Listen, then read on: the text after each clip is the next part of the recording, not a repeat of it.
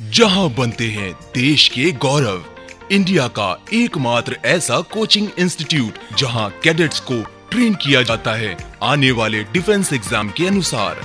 अगर आपका भी सपना है भारतीय सेना में शामिल होकर देश की सेवा करने का, तो आज ही ज्वाइन करें त्रिशूल डिफेंस एकेडमी।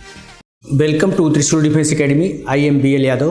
बच्चों, आज आप लोगों के लिए लेकर आया हूँ बहुत ही इंपॉर्टेंट क्वेश्चंस, एकदम पैटर्न बेस्ड। जैसे क्वेश्चन आपके एयरफोर्स XY में पूछे जाते हैं उस तरह के क्वेश्चन का लेवल। आप लोगों ने देखा होगा कि आपके जो एग्ज़ाम्स में एयरफोर्स XY का होता है उसमें जनरली 20 क्वेश्चंस आते हैं इंग्लिश में, ठीक है। और 20 क्वेश्चंस जो आते हैं वो आप कह सकते हैं कि उसमें स्पॉटिंग एरर होता है, जिसको कॉमन एरर कहते हैं। कुछ question fill in the blank के होते हैं। उसके बाद आपका active and passive voice, narration. उसके बाद फिर नॉन ग्रामर का सेक्शन होता है जिसमें antonyms, synonyms, idioms and phrases, one word substitutions, misspelt. और उसके बाद फिर एक पैसेज आता है और उसके बाद आता है रीअरेंजमेंट ऑफ सेंटेंस, ठीक है। रीअरेंजमेंट ऑफ सेंटेंस में वर्ड अरेंजमेंट को देता है आपके एग्जाम्स, ठीक है। तो आज हम बात करेंगे कि आप लोग जो तैयारी करते हैं एयरफोर्स XY की, अक्सर मैंने देखा है कि जो बच्चों का लेवल है तैयारी करने का, उनको किस तरह से चीज़ों को सिस्टमेटिक तरीके से लेके चलना चाहिए। हमने देखा है कभी कभी बच्चे क्या करते हैं कि थोड़ा सा राइट डायरेक्शन में तैयारी वो नहीं कर पाते हैं, उसकी वजह से उनको कभी कभी दिक्कतें होती हैं, क्योंकि नंबर ऑफ क्वेश्चन बड़ा लिमिटेड है। 20 क्वेश्चन हैं, 20 क्वेश्चन। और ऐसा भी नहीं है कि जो क्वेश्चन आता है बहुत टफ आता है, ऐसा भी नहीं है, लेकिन ये है कि कंसेप्ट क्लियर रहना चाहिए।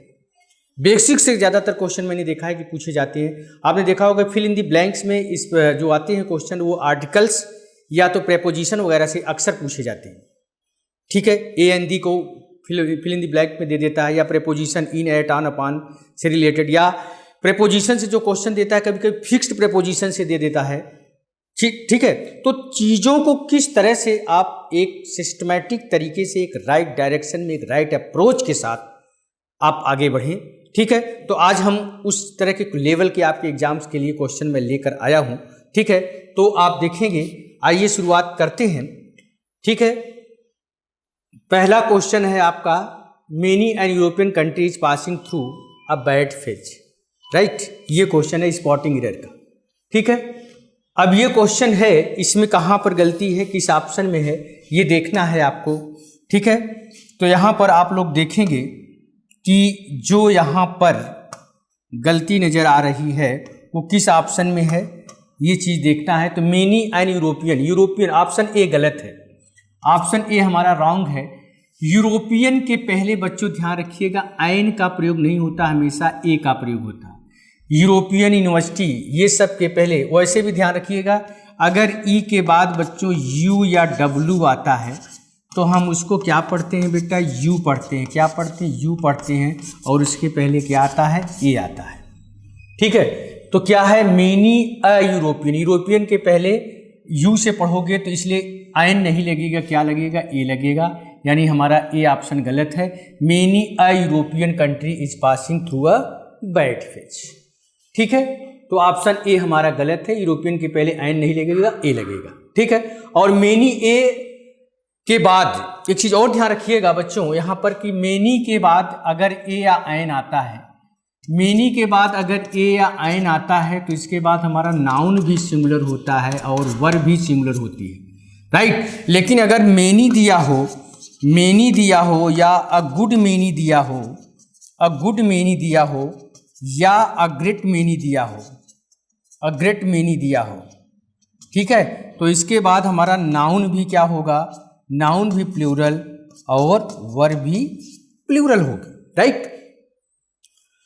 नाउन भी प्लूरल और वर्ब भी प्लूरल होगा। तो मेनी ए, अब यूरोपियन के पहले ए लगेगा तो मेनी ए के बाद नाउन भी सिंगुलर, वर्ब भी सिंगुलर, सही, यानी ए ऑप्शन गलत है। Question number 2, the postman together his helpers call each morning with the letters, ठीक है।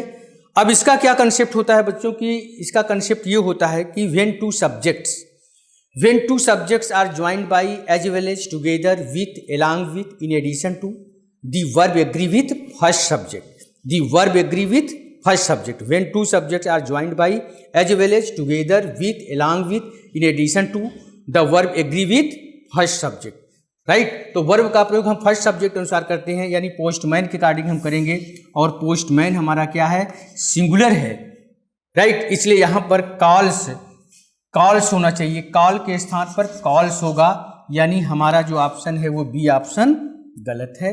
क्या होगा, the postman together his helpers calls होगा यहाँ पर, ठीक है, क्योंकि वर्ब का प्रयोग हमेशा फर्स्ट सब्जेक्ट के अनुसार किया जाता है। क्योंकि जब टुगेदर से जुड़ता है या विथ से जुड़ता है या अलॉन्ग विथ से जुड़ता है या इन एडिशन टू से जब दो नाउन या प्रोनाउन का प्रयोग किया जाता है तो वर्ब का प्रयोग हम हमेशा फर्स्ट नाउन या प्रोनाउन के अनुसार करते हैं। तो पोस्टमैन हमारा सिंगुलर है बच्चों, इसलिए वर्ब भी क्या होगी, सिंगुलर होगी। वर्ब भी क्या होगी, सिंगुलर, यानी कॉल के स्थान पर कॉल्स होगा, ठीक है। आइए अब आगे बढ़ते हैं, क्वेश्चन नंबर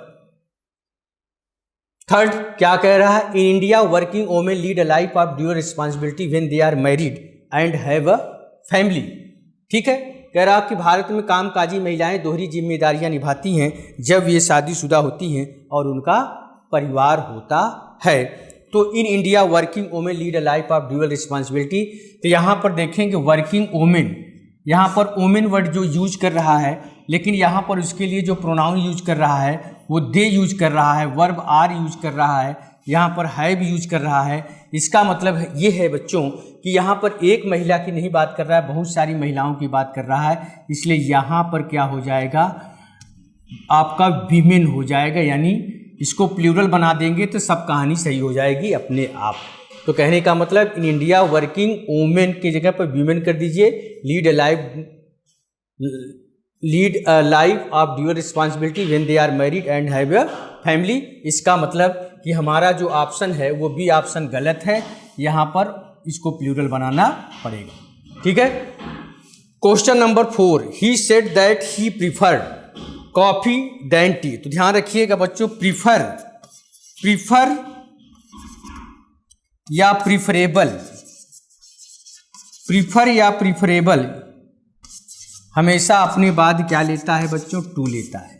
क्या लेता है, टू लेता है, इसलिए यहाँ पर देन के स्थान पर क्या होगा बच्चों, टू होगा, यानी सी ऑप्शन गलत है, सी ऑप्शन गलत है, ठीक है। क्योंकि प्रीफर और प्रीफरेबल हमेशा टू लेता है, ये कभी भी देन नहीं लेता है, ठीक है।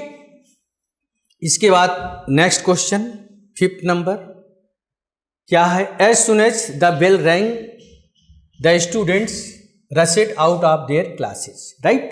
तो यहाँ पर एज सुन एज जो होता है बच्चों ध्यान रखिएगा, एज सुन एज जो होता है वो अपने बाद हमेशा कामा लेता है। क्या लेता है, कामा लेता है, देन कभी नहीं लेता। नो सूनर जो होता है बच्चों, नो सूनर ये हमेशा क्या लेता है, देन लेता है, राइट। तो यहाँ पर हमारा जो ऑप्शन है वो क्या होगा, as soon as the bell rang the student rushed out of their classes, तो क्या होगा, नो एरर होगा, इसमें कोई गलती नहीं है, राइट, नो एरर होगा। As soon as the bell rang comma the students, यानी कोई गलती नहीं है, नो एरर है, इसमें कोई गलती नहीं है, क्योंकि एज सुन एज कामा लेता है, ठीक है, कामा लेता है, सही है, इसलिए नो एरर है, ठीक है। इसके बाद फिर आइए क्वेश्चन नंबर यहाँ से शुरू हो रहा है सिनोनिम्स। सिनोनिम्स में हमने दिया हर्डल। हर्डल का मतलब होता है बाधा या रुकावट। हर्डल का मतलब क्या होता है बच्चों, हर्डल का मतलब होता है बाधा या रुकावट, राइट। तो इसका क्या होगा, ऑब्स्टेकल होगा। क्या होगा बच्चों, ऑब्स्टेकल। ऑब्स्टेकल का मतलब बाधा या रुकावट, क्योंकि सिनोनिम्स बताना है। सिनोनिम्स का मतलब सेम, सिनोनिम्स का मतलब सेम, सिमिलर वर्ड, राइट। तो अब हर्डल का ऑब्स्टेकल। मॉर्न, मॉर्न का मतलब होता है बिलाव करना, बिलाव करना। मॉर्न का मतलब बिलाव करना, यानी लेमेंट होगा। क्या होगा, लेमेंट होगा, ठीक है। मॉर्न का लेमेंट, बिलाव करना। स्क्रीम का मतलब चिल्लाना, क्राई का मतलब भी चिल्लाना, लेमेंट का मतलब बिलाव करना, तो मॉर्न का मतलब भी बिलाव करना होता है, इसलिए इसका सिनोनिम सी होगा। क्या होगा, सी होगा, ठीक है। इसके बाद फिर आगे बढ़ते हैं एंटानिम्स। अब यहाँ से एंटानिम शुरू होता है। फीकल, फीकल का मतलब क्या होता है, अस्थिर, क्या होता है? अस्थिर, फिकल। इसका मतलब क्या होगा? इसका अपोजिट स्टडी होगा। क्या होगा? Study, study, study, study. अस्थिर, अस्थिर इसका मतलब स्थिर, तो इसका अपोजिट क्या होगा? ए होगा। इसके बाद आइए क्वेश्चन नंबर 9। क्वेश्चन नंबर 9 क्या कह रहा है? नादियर। नादियर का मतलब निम्न होता है, निम्न या पतन को भी कहा जाता है, राइट। तो निम्न इसका मतलब जेनिथ होगा, इसका मतलब निम्न बिंदु को कहा जाता है नादियर, निम्न बिंदु। तो क्या होगा? जेनिथ होगा। क्या होगा? जेनिथ होगा। नादियर का जेनिथ होगा, ठीक है। अब आइए आगे बढ़ते हैं। तो आगे क्या मिल रहा है? सेंटेंस अरेंजमेंट, ठीक है। सेंटेंस अरेंजमेंट क्या है? PQRS जिसको कहते हो, ये क्या है? China is clearly, China is clearly. उसके बाद पी में करा become a middle income nation, its economic and society and perhaps a super power determined to modernize. 6 में करा इन द नेक्स्ट 25 ईयर। तो यहाँ पर इसको अरेंज करना है। तो अरेंज में क्या होता है बच्चों? ये हमारा स्टार्टिंग पॉइंट होता है, ये स्टार्टिंग पॉइंट है और ये एंडिंग पॉइंट होता है। यहाँ से हमको पढ़ना है, उसमें से अटैच करते करते लास्ट में 6 से जोड़ना होता है, लास्ट में 6 से जोड़ना होगा। तो क्या होगा सही? China is clearly, China is clearly determined, China is clearly determined to modernize, determined to modernize its economic and society and become a middle income nation and perhaps a superpower in the next 5 year। Right answer इसका D होगा बच्चों। Right answer क्या होगा? D होगा। पहले इसको पढ़ोगे, China is clearly, उसके बाद क्या होगा? Determined to modernize its economic and society and become a middle income nations and perhaps a superpower in the next 25 year। Right answer D, D for Delhi. Right answer इसका D होगा। क्या होगा बच्चों? D होगा, ठीक है। अब आइए आगे बढ़ते हैं। क्या है आगे? है choose the word which best express the meaning of the given idiom and phrases. Proverb यानी इडियम्स एंड फ्रेजेस की बात कर रहा है बच्चों, ये idioms and phrases, right. Idioms and phrases. To cross the world, right. To cross swords, to cross swords का मतलब होता है लड़ना। टू क्रॉस स्वॉर्ड्स का मतलब क्या होगा बच्चों? यहाँ पर देखें आप लोग 11 और 12, एक बार देखें जरा आप लोग, ऑप्शन पढ़ लें, पहले ऑप्शन पढ़ लें, ठीक है। टू क्रॉस स्वॉर्ड का मतलब क्या होता है? लड़ना, यानी क्या होगा? To fight. क्या होगा बच्चों? टू फाइट होगा, यानी आपका ए ऑप्शन होगा। टू क्रॉस स्वॉर्ड का मतलब लड़ना यानी फाइट होगा। क्या होगा? फाइट होगा। टू क्रॉस स्वॉर्ड का मतलब टू फाइट। क्या होगा? To fight. इसके बाद आइए क्वेश्चन नंबर 2 कह रहा है to play fast and loose. To play fast and loose, फटाफट देखें इसको जरा, बताएं। To play fast and loose का क्या होगा? इसका मतलब होगा to be undependable. Right answer क्या होगा बच्चों इसका? इसका जो राइट आंसर होगा वो क्या होगा? बी होगा। टू बी अनडिपेंडेबल मतलब कि किसी पर निर्भर न होना, अनडिपेंडेबल होना। टू बी अनडिपेंडेबल यानी क्या होगा? बी होगा। To play fast and loose का मतलब टू बी अनडिपेंडेबल, ठीक है। इसके बाद फिर आइए क्वेश्चन, नेक्स्ट क्वेश्चन की तरफ हम बढ़ते हैं। तो नेक्स्ट क्वेश्चन दिया है एक्टिव एंड पैसिव वॉइस की बात कर रहा है। तो आई know him, I know him, इसका हमको, इस सेंटेंस का हमको चेंज करना है, पैसिव वॉइस में बताना है।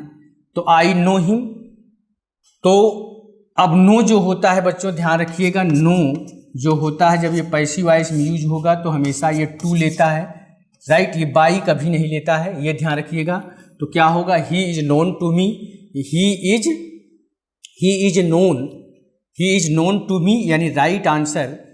ये देखिए प्रेजेंट इंडेफिनिट है तो इज एम आर आता है पैसिव वॉइस में, मतलब कहने का मतलब एक्टिव और पैसिव अगर इसमें B1 रहता है या B1 के साथ यस ई एस रहता है या डू डज रहता है उसके बाद V1 रहता है, तो पैसिव वॉइस में हम क्या यूज करेंगे?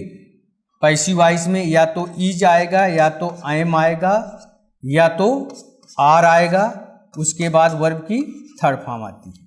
बोलिए, कहने का मतलब क्या होगा बेटा? अगर ऐसा दिया है तो पैसिव वॉइस बनाते समय आप क्या यूज करोगे? पैसिव वॉइस में is, am, are plus V3 verb की थर्ड फॉर्म। ठीक है, अगर पास्ट होता, V2 होता तो वाज वेयर आता, लेकिन प्रेजेंट इंडिफिनिट है, V1 है, तो V1 के साथ या तो इज आएगा, या तो एम है, या तो आर, उसके बाद वर्ब की थर्ड फॉर्म। ठीक है, तो क्या होगा? He is known to me, he is sorry I know him, I know him का पैसिव वॉइस क्या होगा? He is known to me. ये बाई नहीं लेता है, ये ध्यान रखिएगा, नो हमेशा टू लेता है पैसिव वॉइस बनाते समय। ठीक, चलिए इसके बाद आइए क्वेश्चन नंबर, नरेशन का है, direct indirect. He said I सा अ बुक हियर, आई सा अ बुक हियर, इसका हमको बताना है। ठीक है, ही सेड आई सा अ बुक हियर। ठीक है, तो क्या होगा इसका? ही सेड आई सा अ बुक हियर, तो he said that he had been seen a book there. C में करा he said that he had been seen a book there. अब देखिए, present past indefinite past perfect में बदलता है। ठीक है, तो देखें आप लोग, पास्ट इंडिफिनिट पास्ट परफेक्ट में बदलेगा। ठीक है, पास्ट इंडिफिनिट पास्ट परफेक्ट में बदलता है, तो ही सेड आई सा अ बुक हियर। तो यहां पर ध्यान दीजिएगा, क्या होगा? यहां पर थोड़ा सा इसमें एक ऑप्शन में ऑप्शन डी हमारा होगा, लेकिन यहां पर एक चीज गलत है, ये ऑप्शन थोड़ा सा गलत है बेटा, यही ऑप्शन था, लेकिन टाइपिस्ट ने थोड़ा सा यहाँ पर गलती कर दिया है। तो डी ऑप्शन इस तरह से होगा, he said that he said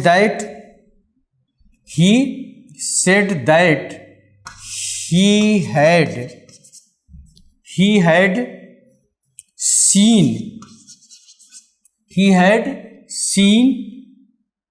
seen a book there। here का क्या हो जाएगा? there हो जाएगा। he said that he had seen a book there, क्योंकि पास्ट इंडिफिनिट जो होता है बच्चों, पास्ट इंडिफिनिट वो किस में बदल जाता है? पास्ट परफेक्ट में बदलता है, जब आप इनडायरेक्ट बनाते हो तब। बोलो, जब इनडायरेक्ट बनाओगे तो किस में बदलेगा? पास्ट इंडिफिनिट पास्ट परफेक्ट में बदलेगा। राइट, तो यहां पर क्या होगा? He said that he had seen a book there. Here का क्या हो जाएगा? देयर हो जाएगा। ठीक है, यहां तक की बात क्लियर है। चलिए अब हम आगे बढ़ते हैं, फटाफट देखें क्वेश्चन नंबर कौन सा है? 15। I praise honesty of this boy. तो यहां पर ध्यान दीजिएगा, I praise honesty, honesty abstract noun है। ऑनेस्टी जनरली आर्टिकल्स नहीं लेता है, ऑनेस्टी जनरली आर्टिकल्स नहीं लेता है। ठीक है, लेकिन अगर किसी पर्सन से अटैच करोगे तो दी का प्रयोग करोगे, तो यहां पर क्या होगा? आई फ्रेज दी, यहां पर दी का प्रयोग होगा, I praise the honesty of this boy.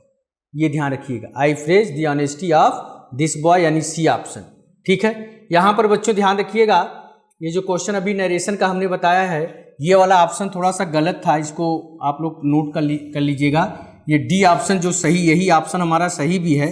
क्या होगा? ऐसे होना चाहिए, ही said that he had seen a book, book here का क्या बन जाएगा? देयर। ये होगा, ध्यान रखिएगा, ही said that he had scene.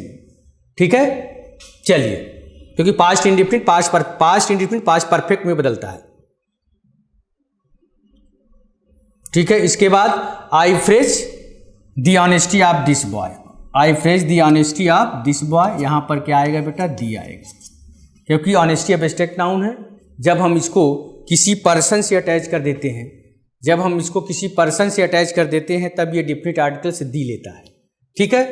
इसके बाद क्वेश्चन नंबर 16 कह रहा है he lives dot dot the 5th floor, तो he lives on the 5th floor, यहाँ पर क्या होगा, he lives on the 5th floor, यानी राइट आंसर डी होगा। He lives on the 5th floor, क्या होगा, he lives on the 5th floor. ठीक है, he lives on the 5th floor. ठीक है। इसके बाद आइए फिर हम पैसेज की बात करते हैं। एक बार आप लोग देख लें पैसेज को ध्यान से, पैसेज को ध्यान से देख लें बेटा फटाफट। ठीक है, फटाफट पैसेज को देखें एक बार आप लोग,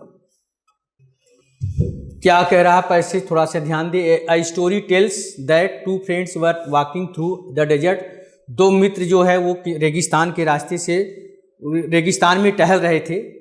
वर walking through the desert during some point of the journey, कुछ यात्रा करने के बाद दे हैड एन आर्गूमेंट, दोनों में बहस हो गई। And one friend slapped the other one in the face, और एक ने दूसरे के चेहरे पर थप्पड़ मार दिया। The one who got slapped was hurt, the one who got slapped, वह जो थप्पड़ खाया था उसको बड़ा दुख हुआ, बट विदाउट, वह जो थप्पड़ खाया था उसको बड़ा दुख हुआ, बट विदाउट सेइंग एनीथिंग, लेकिन बिना कुछ कहे हुए, बिना कुछ कहे हुए, क्योंकि क्या हुआ, उसको थप्पड़ मारा गया था ना, तो वही कह रहा है the one who got hurt, वह जो थप्पड़ खाया था,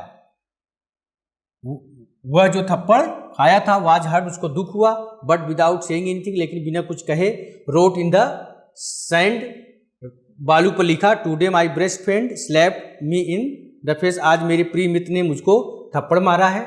दे kept on walking until they found an oasis, वे तब तक टहलते रहे जब तक उनको ओएसिस नहीं मिल गया। ओएसिस का मतलब ये होता है कि रेगिस्तान के अंदर भी कहीं कहीं क्या होता है कि पानी वगैरह पाया जाता है, दलदल वगैरह, पानी के दलदल मिलते हैं, पानी वगैरह पाया जाता है, तो वही कह रहा है वो तब तक टहलते रहे जब तक उनको ओएसिस नहीं मिल गया, पानी नहीं मिल गया,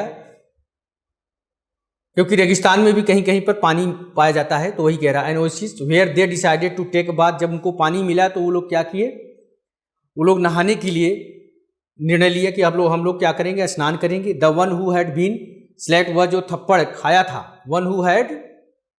the one who had been slapped got stuck in the mire, तो क्या हुआ, the one who had been slapped, वह जो थप्पड़ खाया था, गॉट स्टक इन द मायर, वो कहाँ पर फंस गया बेटा, दलदल में फंस गया। एंड स्टार्टेड ड्रोविंग, और डूबने लगा। But the friend saved him, लेकिन उसके मित्र ने उसको बचाया। After the friend recovered from the near drawing, जब वो पास में डूब रहा था उससे उसने बचाया, तो he wrote on a stone, तब उसने पत्थर पर लिखा, ही रोट ऑन स्टोन, तब उसने पत्थर पर लिखा, he wrote on a stone, today me my best friend saved my life. Today यहाँ पर मी नहीं होगा, यहाँ पर माई होना चाहिए बेटा। Today my best friend saved my life, आज मेरे प्रिय मित्र ने मेरी जान बचाई है। The friend who had slapped and saved his best friend, the friend who had slapped, वह जो थप्पड़ मारा था, and saved his best friend, और अपने मित्र को बचाया। और उससे पूछा, आज ढीम पूछा, आफ्टर आई हर्ट यू, जब मैंने तुमको हर्ट किया था, यू रोट इन सैंड, तब तुमने बालू पर लिखा था, एंड नाउ, और तुम अब क्या कर रहे हो, you right on a stone, और अब तुम पत्थर पर लिख रहे हो, भाई क्यों। द अदर फ्रेंड रिप्लाइड, दूसरे मित्र ने क्या किया, उत्तर दिया। व्हेन समवन, क्या उत्तर दिया, व्हेन समवन हर्ट अस, जब हमको कोई नुकसान पहुंचाता है, we should write it down in sand, तब हम कहाँ पर लिखते हैं, बालू पर लिखते हैं। Where winds of forgiveness can erase it away, जहाँ पर क्या होती, जब हवा चलती है, कोई चीज़ जैसे बालू पर लिख देते हो तो हवा चलती है तो वो मिट जाता है, इरेज हो जाता है, इरेज इट अवे, मिट जाता है। But when someone does something good for अस, लेकिन जब हमारे लिए कोई अच्छा काम करता है, बट व्हेन, लेकिन जब someone does something good for us, जब हम लोग लिए अच्छा करता है, we must engrave it stone, तब हम पत्थर पर खुरेज कर लिखते हैं। इनग्रेव का मतलब पत्थर पर खुरेज कर लिखना। It in stone where no wind can ever erase it, जहाँ पर कोई भी हवा उसको मिटा नहीं सकती है। ठीक है, चलिए अब आइए यहाँ पर क्वेश्चन आता है कि वाई डिड, क्वेश्चन ध्यान दे, क्या कह रहा है, why did the friend who got hurt write on the stone, why did the friend who got hurt write on the sand, वह जो थप्पड़ खाया था उसने बालू पर क्यों लिखा। बोलिए। Because he knew that his feeling of the hurt was temporary. इसका मतलब उसका जो कष्ट था वो टेम्परेरी था, दुख था, कष्ट टेम्परेरी था। बिकॉज ही न्यू, वो जानता था, that his feeling of hurt, जो इसने मुझे थप्पड़ मारा है ये कुछ समय के लिए है, टेम्परेरी है, इसलिए राइट आंसर सी होगा। राइट आंसर क्या होगा बेटा? सी होगा। ठीक है, राइट आंसर सी। ठीक है, इसके बाद आइए question number 18। What is an oasis? What is an oasis? तो क्या होता है? An oasis is a water body found in a desert. Right answer B होगा। Right answer B for Bombay, B for bad भी कह सकते हो, तो राइट आंसर 18 का बी होगा। An oasis is a water body found in a desert. ठीक है, क्लियर है। इसके बाद क्वेश्चन नंबर 19 कह रहा है क्या, देखिए जरा। What did one of the friends do after recovering from the near drowning? What did one of the friends do after recovering from the near drowning? तो क्या किया उसने? He wrote something on a stand in press, नहीं, he wrote something about his friend to express his gratitude. तो right answer क्या होगा बच्चों? इसका राइट आंसर डी होगा। बोलिए, राइट आंसर क्या होगा? डी होगा। क्या है? What did one of the best friend do after, तो राइट आंसर डी होगा। He wrote something about his friend to express his gratitude, अपना आभार व्यक्त करने के लिए उसने क्या किया? उसको पत्थर पर लिखा। ठीक है, इसके बाद है what does writing on the stone suggest? What does writing on the stone suggest? पत्थर पर लिखना क्या सजेशन देता है, क्या सजेस्ट करता है? तो क्या होगा? Writing something on stone means writing something with a view to preaching one and all, नहीं, ये भी नहीं होगा। इसका मतलब होगा राइट आंसर इसका बी होगा, बी फॉर बैट। क्या होगा? Writing on stone means writing something, पत्थर पर लिखने का मतलब ये है, writing on stone means writing something with an intention to make it last forever, जो हमेशा के लिए हो जाएगा, अमिट हो जाएगा, कोई मिटा नहीं सकता है, इसलिए उसने उसको पत्थर पर लिखा। राइट, तो right answer B for bat. Writing on stone means writing something with an intention to make it last forever, मतलब ये हमेशा के लिए हो गया, तो राइट आंसर बी होगा। ठीक है बच्चों, तो इस तरह से आपके एग्जाम्स में क्वेश्चन आते हैं। आपके एग्जाम्स में ग्रामर से भी क्वेश्चन होते हैं, एक्टिव पैसिव से भी होते हैं, वकैब भी होता है, वकैब में antonym, synonyms, idioms and phrases, one word substitutions, उसके बाद आपका एक पैसेज भी आता है और एक PQRS भी आता है। तो इस तरह से बच्चों कोशिश करें आप लोग एक राइट डायरेक्शन में, राइट अप्रोच के साथ आगे बढ़ें। ठीक है, तो आज हम यहीं तक रखेंगे। जय हिंद। Good morning dear student. आइए हम लोग जो है एयरफोर्स वाई ग्रुप के मैथ के मॉडल को देखते हैं। वाई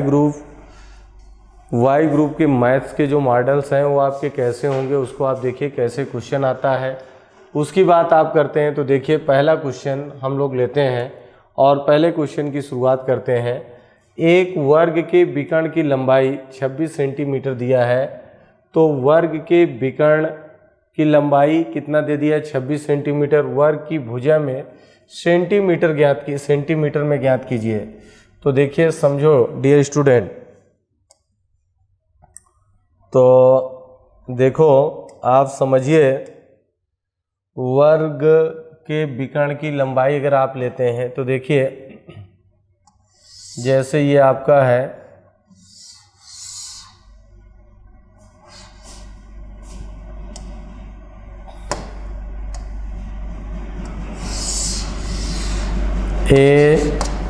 ABCD, ये आपका है, ये विकर्ण होता है, ये आपका A है तो A √2 होता है। तो जब A √2 मिल गया, A √2 इक्वल टू कितना हो गया? 26। तो इसको आप लिखेंगे A √2 equal to 13 into √2 into √2, √2 cancel, A equal to 13 √2, A की वैल्यू √13 हो गई। ठीक, √13 हो गई, यही आपका आंसर। 13√2 इस तरीके से हो गया। तो एग्ज़ाम में आपको इसको भी करने की ज़रूरत नहीं है,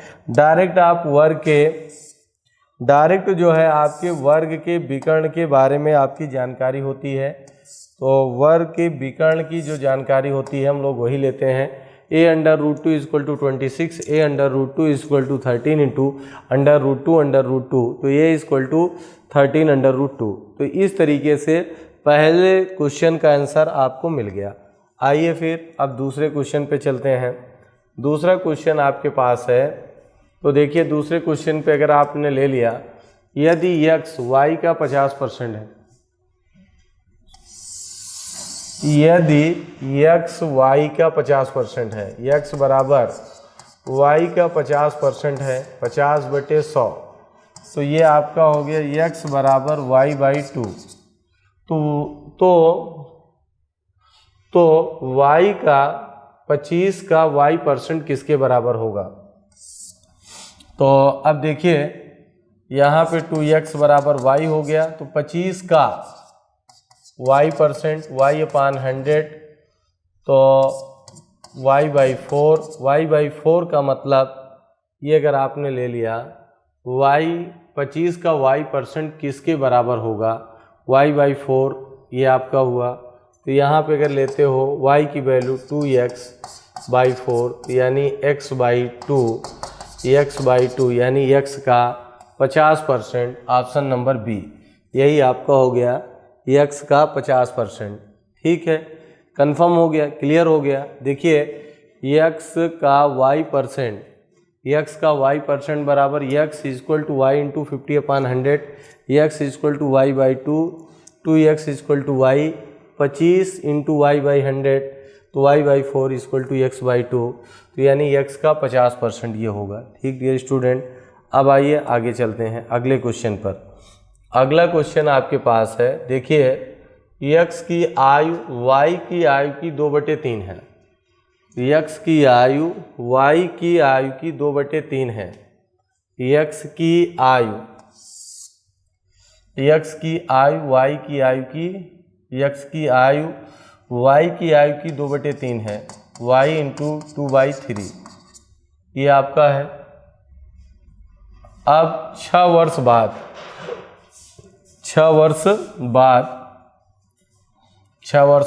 x + 6 = x की आयु 46 वर्ष हो जाएगी, 46। तो x की वैल्यू कितनी थी? 40। x की वैल्यू कितनी थी? 40 आपकी। तो यहाँ पे जब 40 थी तो y की वैल्यू आपकी मिल जाएगी 40 = 2y/3, 60। 6 साल बाद, ठीक, y की वर्तमान उम्र कितनी है? 60। ऑप्शन नंबर कौन सा? सी, वर्तमान पूछा है, तो आपका हो जाएगा 60 आपका आ गया। इसको आप फिर से देख लीजिए।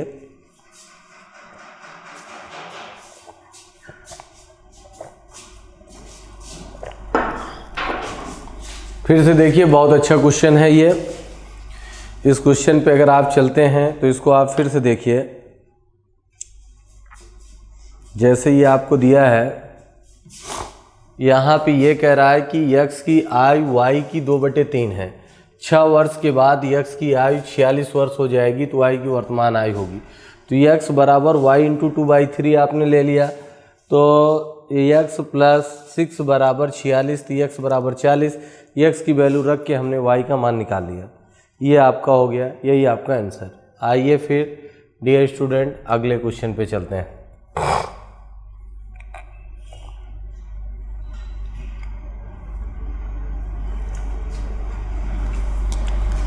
मोहिंदर शर्ट के एक जोड़े को 11% की हानि पर बेचता है।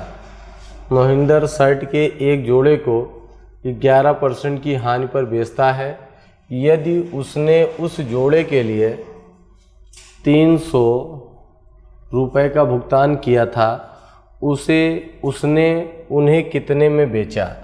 तो हमने मान लिया कि मोहिंदर का विक्रय मूल्य ESP अगर आप लोगे तो 300 में 300 रुपये में ख़रीदा था, 11% के नुकसान पर बेचा। तो अगर आप इसको लोगे 89/100 आपका हो गया, क्योंकि जब नुकसान होगा तो 100 में 11 को आप माइनस करोगे तो 89% हो गया। 89 300 इंटू 89/100, तो ये 100 से 100 कैंसिल, 9 त्रिक 27 हो गया, 8 त्रिक 24, 9 त्रिक 27 हो गया, 8 त्रिक 24, 24 2 26, 267 रुपये ये आपका हो गया। 267 रुपये आपका हो गया, यही आपका आंसर। ठीक है, तो 267 रुपये हम लोगों ने ले लिया। आइए आगे चलते हैं। अगला क्वेश्चन, एक परीक्षा को पास करने के लिए 40% अंकों की आवश्यकता है।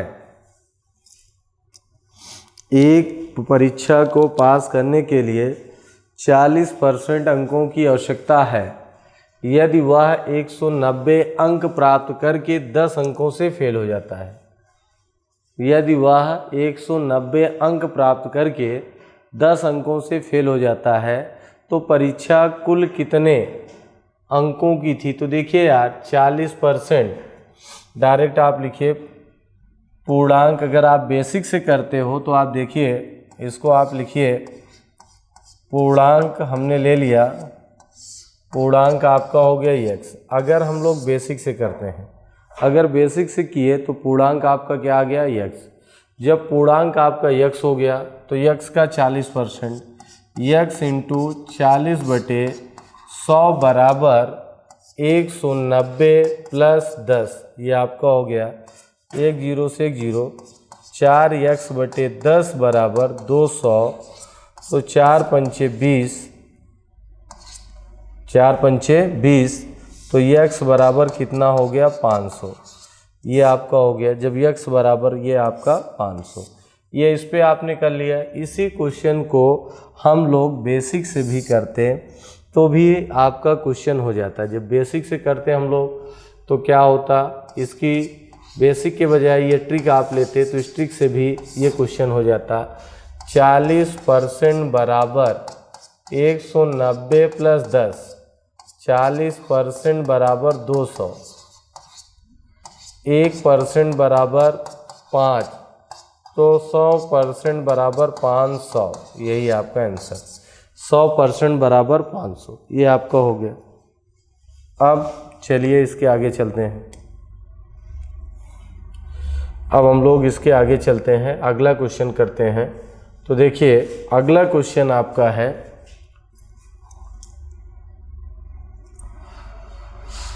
देखिए अब इस क्वेश्चन को मैं आपको बेसिक से भी बताऊंगा और इसको ट्रिक से भी बताऊंगा, जिससे भी आप करना चाहें कर सकते हैं। तो देखिए अब हम लोग लेते हैं इस क्वेश्चन को। अगर आप लेंगे तो देखिए कह रहा है 25 मदों का औसत 40 है। 25 मदों का औसत 40 है। 25 मदों का औसत 40 है, परंतु एक मद 50 के स्थान पर 25 लिखा गया था। परंतु एक मद 50 के स्थान पर 25 लिखा गया था, तो वास्तविक माध्य ज्ञात कीजिए।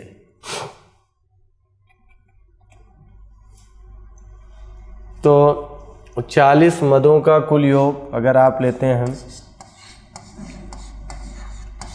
40 मदों का कुल योग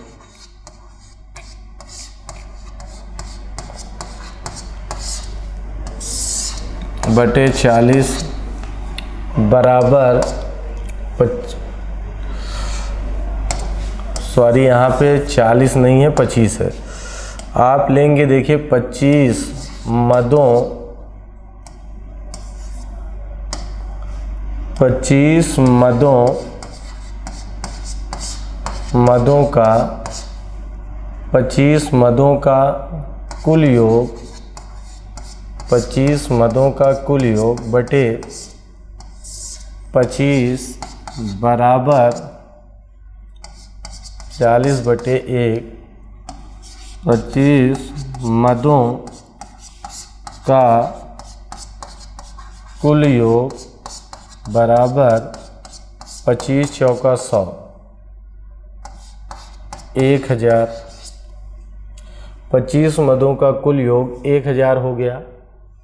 ठीक, वास्तविक समांतर माध्य ज्ञात कीजिए।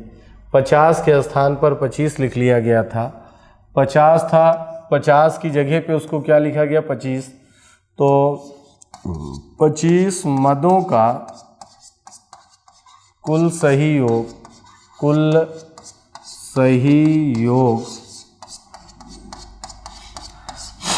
1000 प्लस 25 बराबर 1025। ये आपका हो गया 25 मदों का कुल सही योग हो गया। तो सही समांतर माध्य कहाँ है? सही समांतर माध्य, सही समांतर माध्य 1025 बटे आपका कितना 25, 25 चौका 100, ये आपका हो गया 2 आ गया, 25 एकम 25, 41 हो गया। ठीक, तो ऑप्शन नंबर इसका बी हो गया। ये हमने आपको बेसिक से बता दिया। अब इसी क्वेश्चन को बेसिक के बजाय हम लोग ट्रिक से भी कर सकते हैं। अब इस क्वेश्चन को आप जब ट्रिक से करेंगे तो आपका कैसे होगा, देखिए इस क्वेश्चन को अगर आप ट्रिक से करते हैं तो हम आपको ट्रिक से भी बता देते हैं। आइए इस क्वेश्चन को अब आपको हम ट्रिक से बता देते हैं।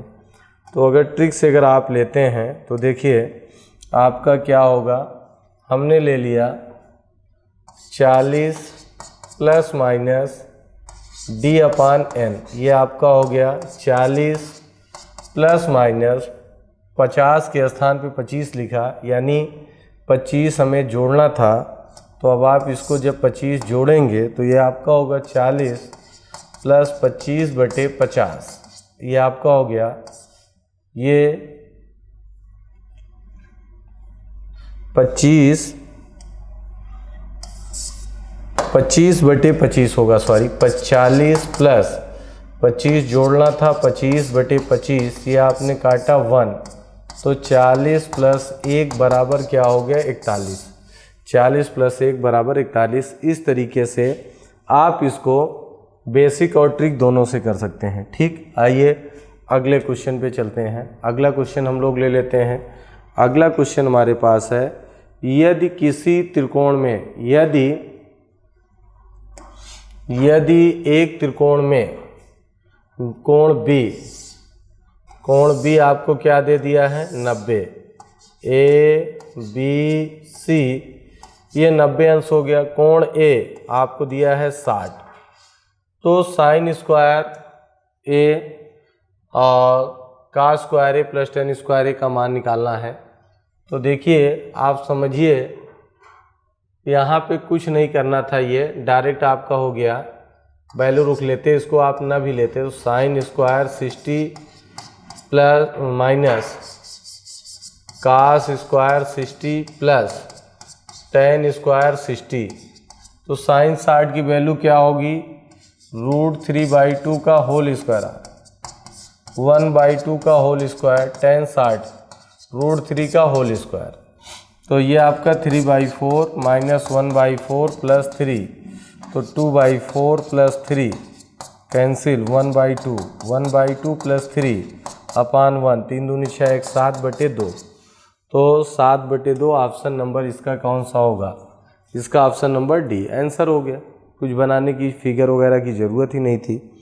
आगे आइए फिर अगले क्वेश्चन पर चलते हैं। अगला क्वेश्चन हम लोग ले लेते हैं। ठीक है, तो देखिए अगला क्वेश्चन पे आप आते हैं। अगले क्वेश्चन में आपको दे दिया है 2 सिक्के एक साथ उछाले जाते हैं तो ठीक एक चित आने की प्रायिकता, ठीक एक चित 2 सिक्के, तो देखिए इसका सिंपल स्पेस, 2 सिक्के एक साथ उछाले जाते हैं तो इनका जो सिंपल स्पेस होगा वो क्या होगा, HH होगा, HT होगा, TH होगा, TT होगा। तो 2 सिक्के एक साथ उछाले जाते हैं तो ये आपका होगा HH, HT, TH, TT। तो ठीक एक चित आने की, ठीक एक चित, केवल एक चित आने की प्रायिकता होगी, तो एक चित यहाँ पे मिलेगा 2/4 यानी आपका क्या हो गया 1/2। तो ऑप्शन नंबर इसका ए। ठीक, ये ऑप्शन नंबर 1 हो गया। अगला आइए हम लोग चलते हैं अगले क्वेश्चन पर। अगला क्वेश्चन हमने ले लिया 9वें पे। फलों की 3 टोकरियां हैं। पहली टोकरी में दूसरी टोकरी के 2 गुने फल हैं। तीसरी टोकरी में दूसरी टोकरी के 3/2 फल हैं। सभी टोकरियों के फलों का औसत x है, तो पहली टोकरी में कितने फल होंगे। देखिए इस क्वेश्चन को समझिए, बहुत अच्छा क्वेश्चन है। क्या दिया है, फलों की 3 टोकरियां हैं। पहली टोकरी में दूसरी टोकरी का 2 गुना है। पहली टोकरी में दूसरी टोकरी के 2 गुने फल हैं।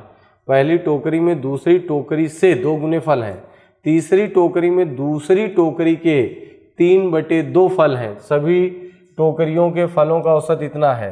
तो दूसरी में मान लेते हैं हम लोग कितना है। दूसरी में x है, पहली में 2 गुना, तीसरी में आपका 3x/2 है। दूसरी में x है, पहली में 3x/2 हो जाएगा। दूसरी में x है, पहली में 2x है, तीसरी में 3x/2 हो गया। अब इनका औसत तो x plus 2x plus 1.5x ये आप ले सकते हैं अपान 3 = 30। ये आपका हो गया 3 1 4 4.5x बटे 3 बराबर 30। ये आपका हो गया 1.5। तो 15 बराबर 300। तो x बराबर 15 दूनी 30। तो अब आपसे जो पूछा है कि पहली टोकरी में कुल कितने हैं। पहली टोकरी में कुल कितने हैं, तो पहली टोकरी में 2x 2 × 20 बराबर 40। तो इसका जो आंसर होगा डियर स्टूडेंट वो कितना होगा 40। तो इस तरीके से हम लोग कर लेते हैं। इसका आंसर क्या आएगा 40 आएगा। ठीक, आइए अगला हम लोग चलते हैं। अगले में हम लोग आते हैं। अगले में हम लोग चलते हैं। यदि वृत्त की परिधि πd है, यदि वृत्त की परिधि πd है तो उसका क्षेत्रफल होगा। वृत्त की परिधि πd है तो उसका क्षेत्रफल होगा, क्या क्षेत्रफल होगा 2πr बराबर πd। कैंसिल r बराबर d/2। क्षेत्रफल आपका जो होगा, क्षेत्रफल होगा πr²।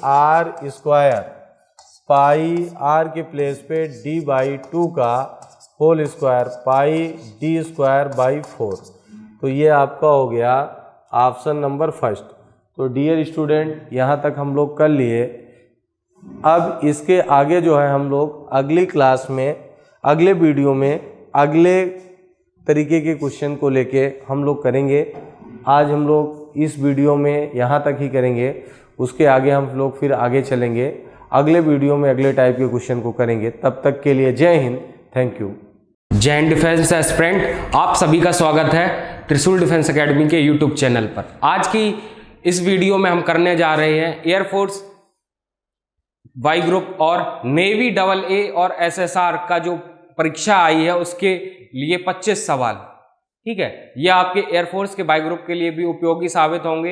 इसके अलावा MNS और एयरफोर्स GD और और बाकी जो डिफेंस एग्जाम हैं उसमें भी उपयोगी साबित होंगे। चलिए शुरू करते हैं वीडियो को। पहला प्रश्न है आज का पहला प्रश्न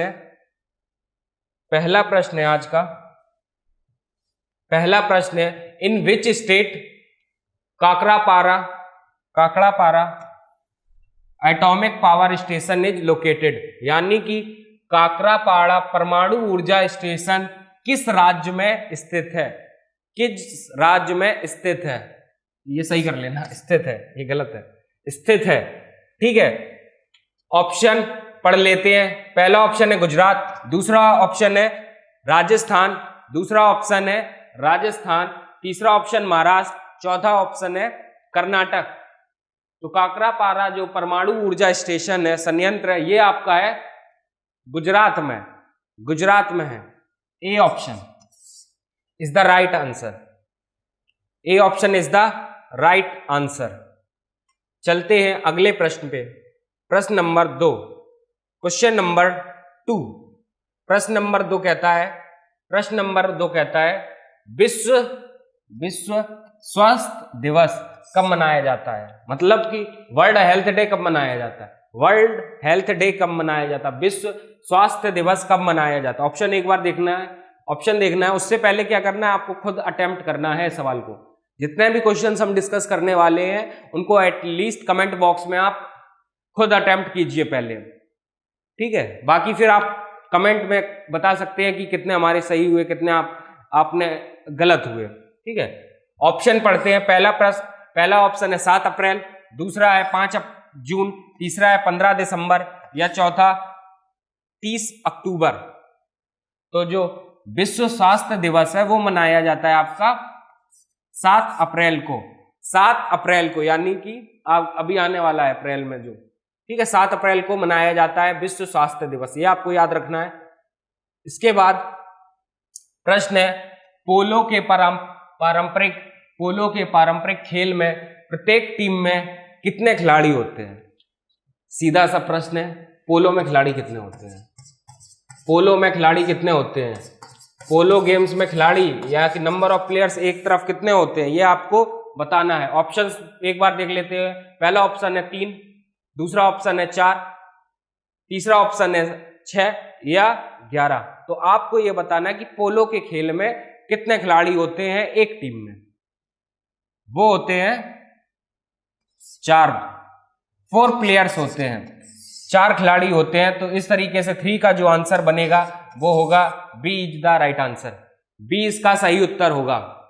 और कुछ खेल है उनके भी आपको याद रखने, खिलाड़ी कितने होते हैं, जैसे क्रिकेट हो गया, हॉकी हो गया, फुटबॉल हो गया। इसमें एक टीम में खिलाड़ी कितने होते हैं? एक तरफ होते हैं 11 प्लेयर्स।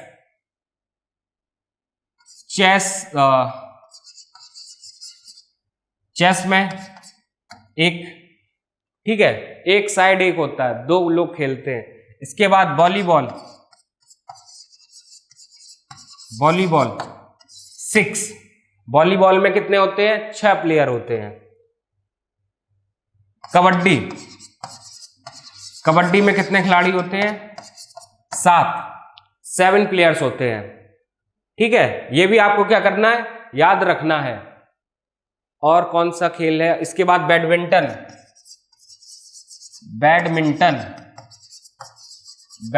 हो गया। बैडमिंटन में होते 1 या 2 खिलाड़ी एक टीम में। 1-on-1 मैच होगा, एक तरफ एक। जब डबल्स के मैच होते हैं, जब डबल्स मैच होता है बैडमिंटन का, तो उसमें एक टीम में 2 खिलाड़ी होते हैं। ये आप भी आपको याद रखना है। अगला है प्रश्न नंबर 4। क्वेश्चन नंबर 4 है यूनिक्स एक ऑपरेटिंग सिस्टम है जिसका ट्रेडमार्क है। मतलब कि प्रश्न ये है Unix operating system is a trademark of, यानी कि यूनिक्स जो ऑपरेटिंग सिस्टम है ये किसके द्वारा डेवलप किया गया, किसके द्वारा बेसिकली विकसित किया गया है? माइक्रोसॉफ्ट के द्वारा जो विकसित है वो है MS वर्ड। माइक्रोसॉफ्ट के द्वारा जो डेवलप है वो है माइक्रोसॉफ्ट विंडोज। माइक्रोसॉफ्ट का जो ऑपरेटिंग सिस्टम है वो है विंडोज। एप्पल का जो ऑपरेटिंग सिस्टम है इसको हम लोग बोलते हैं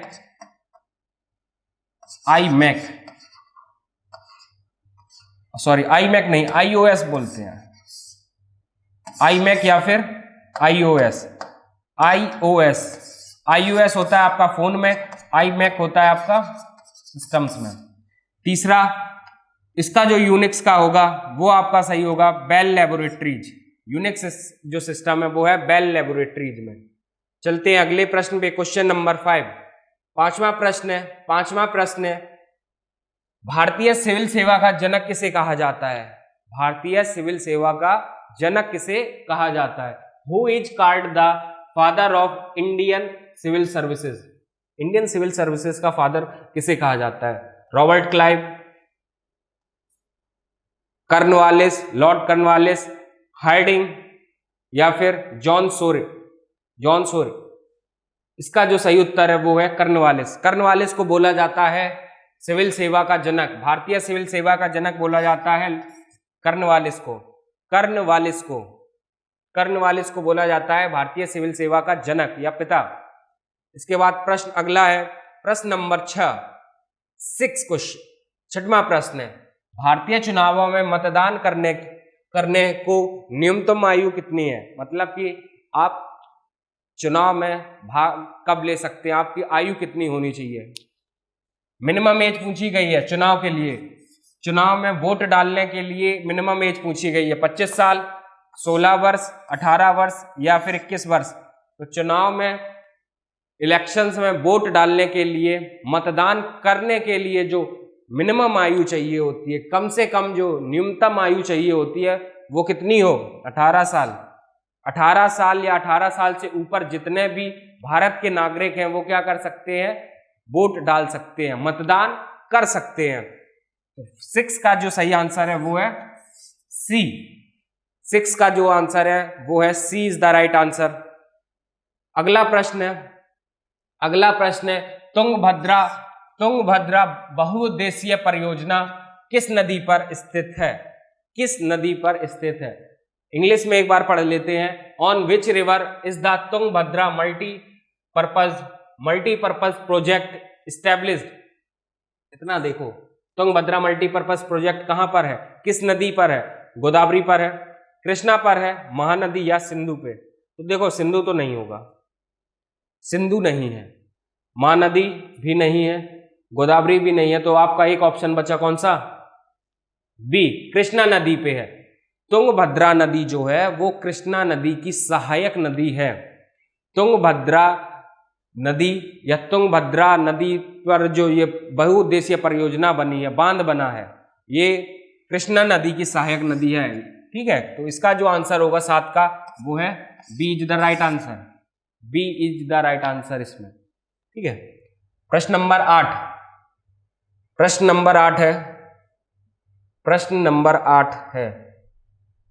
8 कहता है, किस देश ने सबसे अधिक बार फुटबॉल विश्व कप जीता है? किस देश ने सबसे अधिक बार फुटबॉल विश्व कप जीता है? इंग्लिश में है, which country has won the most number of football world cup? Football world cup सबसे ज्यादा बार किसने देखा है? देखो, एक बार ऑप्शन पढ़ लो आप, इसका आपको अगर नहीं भी आता हो ये प्रश्न तब भी आप कर लोगे। ऑप्शन है Australia, option B Brazil, option C Pakistan. ये तो नहीं होगा, बिल्कुल नहीं होगा पाकिस्तान। ठीक है, पाकिस्तान नहीं होगा, नीदरलैंड्स। तो इसका जो सही उत्तर होगा वो होगा, क्या होगा आपको इसको कमेंट करना है। इसका जो सही उत्तर है ब्राजील। सबसे ज्यादा जो बार है फुटबॉल विश्व कप है वो सबसे ज्यादा बार ब्राजील जीता है। ठीक है, ब्राजील जीता है। इसके अलावा पहली बार कौन जीता था फुटबॉल विश्व कप? पहली बार जीता था उरुग्वे।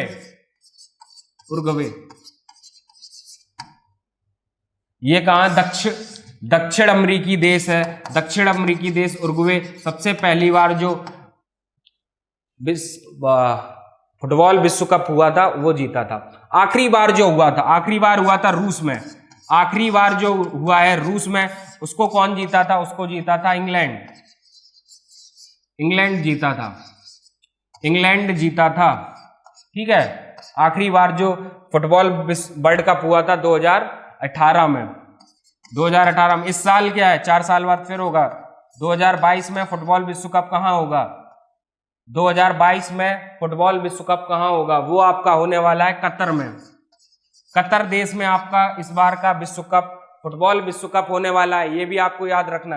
2022 में कतर में फुटबॉल विश्व कप होने वाला है।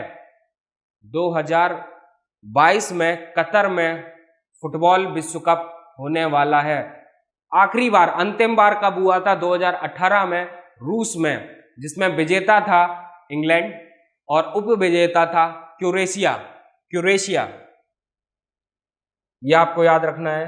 इसके बाद अगला है, भारत सरकार द्वारा ध्यानचंद पुरस्कारों को किस वर्ष शुरू किया गया था? मतलब in which year the Dhyanchand awards were started by the government of India? Options है 2002, 2010, 2005 या 2000। ऑप्शन से एक बार देखिए और अटेम्प्ट कीजिए। भारत सरकार द्वारा ध्यानचंद पुरस्कारों को किस वर्ष शुरू किया गया था? अच्छा, ये याद रखना, ध्यानचंद पुरस्कार हाईएस्ट सर्वोच्च खेल पुरस्कार भी हैं, सर्वोच्च खेल पुरस्कार भी हैं, हाईएस्ट खेल अवार्ड, सर्वोच्च स्पोर्ट्स अवार्ड है भारत के अंदर दिए जाने वाले। मेजर ध्यानचंद, ध्यानचंद कौन थे? मेजर ध्यानचंद को बोला जाता है हॉकी का जादूगर। इसको आप नोट भी करते जाइए, जो लोग भी वीडियो देख रहे हैं, जो मैं इंफॉर्मेशन बता रहा हूं उसको नोट भी साथ साथ करते जाइए। मेजर ध्यानचंद हॉकी खेलते थे और इनको बोला जाता था हॉकी का जादूगर। ठीक है, इन्हीं के जन्म दिवस पे हम लोग मनाते हैं राष्ट्रीय स्पोर्ट्स, राष्ट्रीय खेल दिवस। राष्ट्रीय खेल दिवस मनाते हैं मेजर ध्यानचंद जी के जन्मदिन के दिन। ठीक है, तो आपको वो दिन बताना है कि राष्ट्रीय खेल दिवस हम लोग किस दिन मनाते हैं। नेशनल स्पोर्ट्स डे इंडिया में कब मनाया जाता है? राष्ट्रीय खेल दिवस भारत कब मनाता है? ये आपको कमेंट में बताना है। प्रश्न पे आते हैं, इसका जो सही आंसर होगा वो है 2002। पहली बार जो ध्यानचंद पुरस्कार दिए गए थे वो दिए गए थे 2002 में।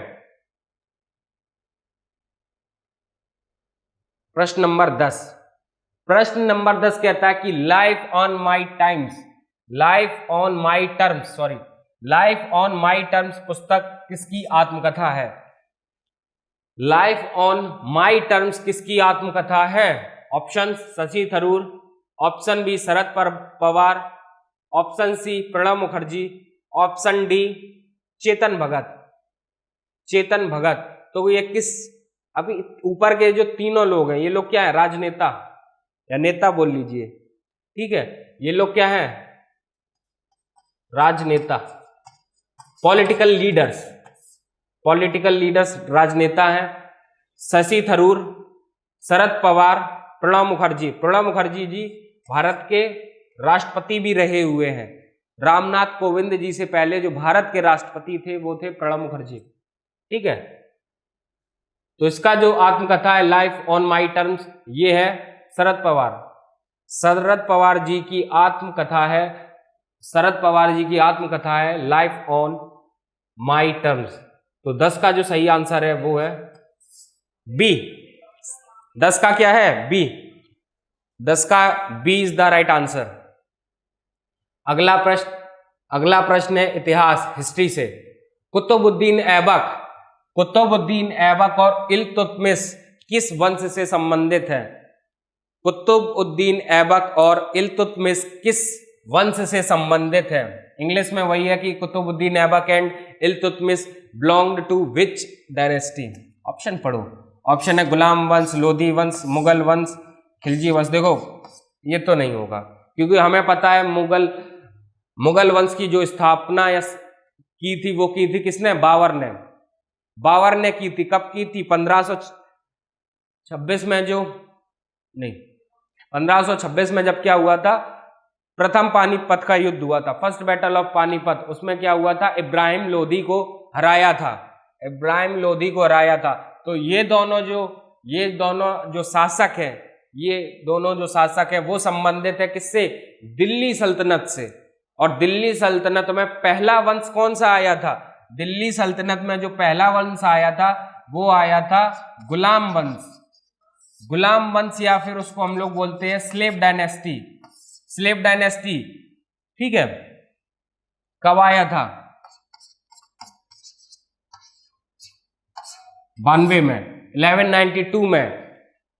ठीक है, तो कौन था पहले वंश? ये लोग पहले वंश से ही संबंधित है, गुलाम वंश से थे। गुलाम वंश के बाद कौन सा वंश आता है? खिलजी वंश आता है। गुलाम वंश के बाद खिलजी वंश आता है दिल्ली सल्तनत में। खिलजी के बाद आता है तुगलक वंश आता है। तुगलक के बाद कौन आता है? तुगलक के बाद आता है सैयद वंश। सैयद के बाद कौन आते हैं? लोधी वंश। और लोधी वंश के बाद इब्राहिम लोधी को हराने के बाद, इब्राहिम लोधी को हरा देते हैं जब बाबर 1526 की जो प्रथम पानीपत का युद्ध था, उसके बाद से क्या शुरू हो जाता है? भारत में मुगल वंश की शुरुआत हो जाती है। तो ये कौन से, ये चारों जो पांचों वंश थे, 1 2 3 4, ये जो पांचों वंश थे ये संबंधित हैं दिल्ली सल्तनत से। ठीक है, दिल्ली सल्तनत से। तो कुतुबुद्दीन ऐबक और इल्तुतमिश है गुलाम वंश से संबंधित। ये भैया कुतुब मीनार का निर्माण शुरू करवाए थे। कुतुब मीनार का जो निर्माण है, कुतुब मीनार है कहाँ पे, कुतुब मीनार है दिल्ली में। कुतुब मीनार है कहाँ पे, तो कुतुब मीनार दिल्ली में है। और इनका निर्माण कार्य शुरू किसने करवाया था, शुरू करवाया था कुतुबुद्दीन ऐबक ने। लेकिन भाई साहब मर गए बीच में, कुतुबुद्दीन ऐबक मर जाते हैं बीच में। तो उनका जो आगे जो वंश चलाने वाले होते हैं वो क्या करते हैं, इल्तुतमिश कुतुब मीनार के काम को पूरा करवाता है। इल्तुतमिश कुतुब मीनार के काम को पूरा करवाता है, या कुतुब मीनार पूरी बनवाने का जो श्रेय जाता है वो जाता है किस पे, इल्तुतमिश पे। ये आपको एडिशनल इंफॉर्मेशन याद रखनी है, या इसको क्या कीजिए, नोट करते जाइए। सबसे पहले वंश आया था गुलाम वंश आया था, किस वर्ष में आया था, खिलजी वंश आया उसके बाद फिर तुगलक, फिर सैयद, फिर लोधी। 12वां प्रश्न, प्रश्न नंबर 12। 12वां प्रश्न कहता है, एक बार पढ़िए। 2011 की जनगणना के अनुसार भारत में सर्वाधिक जनघनत्व वाला राज्य कौन सा है। मतलब कि सबसे हाईएस्ट पॉपुलेशन डेंसिटी किस राज्य की है। पॉपुलेशन डेंसिटी या जनघनत्व क्या होता है, पर स्क्वायर किलोमीटर कितने लोग रह रहे हैं। जितने ज्यादा लोग रहेंगे वहां पे जनघनत्व कितना होगा, वही ज्यादा होगा। पॉपुलेशन जनसंख्या का जो घनत्व होता है, 1 स्क्वायर किलोमीटर में कितने लोग रह रहे हैं। ऑप्शन है राजस्थान, बिल्कुल नहीं होगा, ये डेजर्ट है, इतनी घनी बस्ती नहीं होगी राजस्थान में। खुद आप लॉजिक लगाओ, जनघनत्व का मतलब है एक क्षेत्र में एक जगह पे कितने ज्यादा लोग रह रहे हैं। देखो राजस्थान नहीं होगा, उत्तर प्रदेश हो सकता है अभी के लिए, हो सकता है कि इसका हो महाराष्ट्र, ये भी हो सकता है। तीसरा लास्ट ऑप्शन बिहार, ये तीनों राज्य हो सकते हैं। अब इन तीन में से आपको क्या करना है कि सबसे ज्यादा जनसंख्या घनत्व वाला जो राज्य, जन घनत्व वाला राज्य वो है बिहार। सबसे ज्यादा जो जन घनत्व है वो है बिहार। उसके बाद आता है पश्चिम बंगाल। ठीक है, केंद्र शासित या संघीय क्षेत्रों में कौन सा आता है, दिल्ली। केंद्र शासित में कौन आता है सबसे ज्यादा जनघनत्व वाला, यूनियन टेरिटरीज में आता है दिल्ली। मोस्ट पॉपुलेटेड जनसंख्या घनत्व में सबसे ज्यादा है नई दिल्ली या दिल्ली। ठीक है, राज्यों के बीच कौन सा है, राज्यों में बिहार। अगला है प्रश्न नंबर 13। भारत रत्न के पश्चात भारत का दूसरा सबसे बड़ा नागरिक सम्मान कौन सा है, तो कर लोगे कौन सा है भारत रत्न के बाद। भारत रत्न क्या है, देश का सर्वोच्च नागरिक सम्मान। भारत रत्न देश का सर्वोच्च नागरिक सम्मान है। सर्वोच्च नागरिक सम्मान कौन सा है, Bharat Ratna, highest civilian award, सर्वोच्च नागरिक सम्मान है। दूसरे नंबर पे कौन सा आता है, ऑप्शन पढ़िए, पद्मश्री, ये तो नहीं होगा, काट दो पहले ही से। पद्म विभूषण, तो दूसरा जो सबसे सर्वोच्च सम्मान है वो है पद्म विभूषण। उसके बाद कौन सा आता है, उसके बाद आता है पद्म भूषण, ये दूसरा सर्वोच्च है। ये तीसरा सर्वोच्च नागरिक सम्मान है, और सबसे अंतिम जो नागरिक सम्मान है वो है पद्मश्री। तो याद रखना है सीक्वेंस, भारत रत्न के बाद दिया जाता है जो भारत का दूसरा सर्वोच्च नागरिक सम्मान है वो है पद्म विभूषण। उसके बाद आता है पद्म भूषण, लास्ट में आता है आपका पद्मश्री। 14 प्रश्न नंबर 14। पहला सुपर कंप्यूटर भारत का कौन सा है, पहला सुपर कंप्यूटर भारत का कौन सा है, परम 8000 क्या है, भारत का पहला सुपर कंप्यूटर है। परम 8000 भारत का पहला सुपर कंप्यूटर है, याद रखना है। तो 14 का सी इज द राइट आंसर, 14 का सी इज द राइट आंसर। अगला प्रश्न है मुख्य चुनाव आयुक्त का कार्यकाल कितने वर्ष का होता है।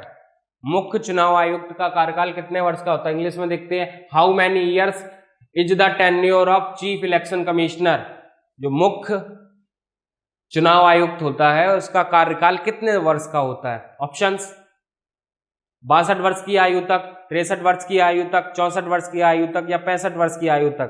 तो इसमें होता है 65 वर्ष की आयु तक।